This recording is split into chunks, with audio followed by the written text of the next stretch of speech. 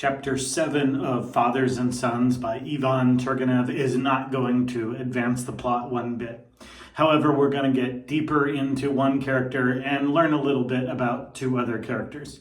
So, 15 things about Pavel Petrovich. Number 1, he was beautiful. Number 2, he had a self-confidence that often stems from a beautiful person.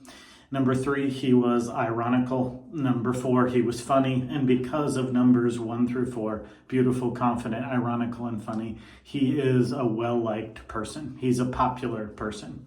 Particularly, what does he mean? Number 6, that women desired him, and that number 7, men were jealous of him.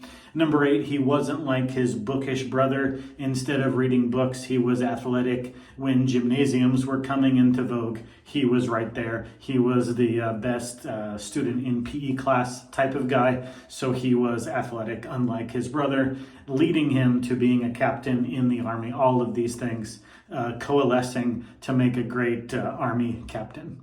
Number 10, he fell in love with someone named Princess R, and that started to lead to his undoing. So we get a long paragraph or two describing her character, that she's not particularly beautiful, but she has something mysterious that even she can't put her finger on, and that even when he had her, he didn't feel like he had her. So there was always something that both she and he felt that he couldn't quite capture in her, and that led to an obsession with her.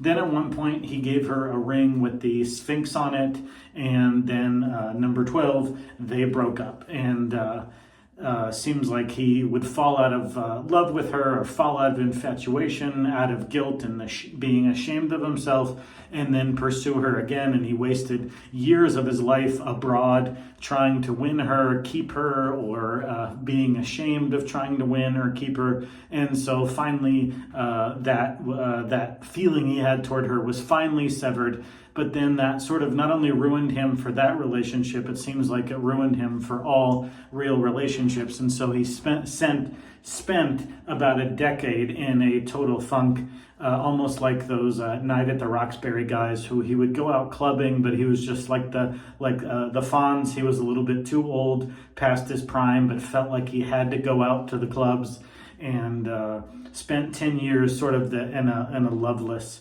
life, only to about a decade later hear that this Princess R, this is number 13, that this Princess R has died, and that she was evidently still thinking about him, because she had carved a cross over the Sphinx ring with his name and sent that to him, and with a note that the cross solved the mystery. Well, what that mystery, we don't know, is this something deeper in her that neither she or him could ever get at, which led to both his infatuation and his disgust and his inability to get over it, and whatever spiritual experience she discovered, that the cross was the solution to the mystery that was her. And number 14, after this disillusionment with romantic love, he reconnected with his brother, Nikolai Petrovich, as he had become a widow. So both men on the surface were in the same situation. Both of them had lost love. But Turgenev says there's a difference between the two kinds of lost love, in that Nikolai Petrovich was watching Arkady grow up, and there was something purposeful and hopeful about that, whereas Pavel was more of a depressive, sad state of things. So both of them had lost love, but Nikolai Petrovich had a proud past to look, and Pavel didn't share that pride.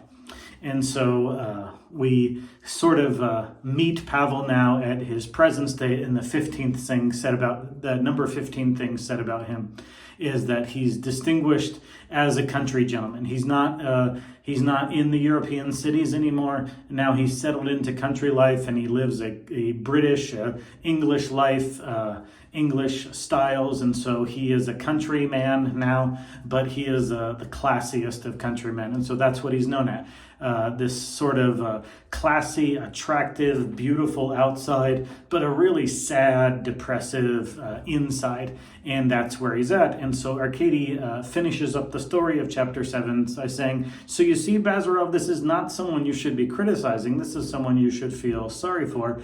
And Bazarov's response is, well, you put all your eggs in one basket, and then that basket, the love of a woman, is, of course, that's not going to be enough to sustain a life. What kind of man would do that? And spoiler alert incoming, this is going to play out.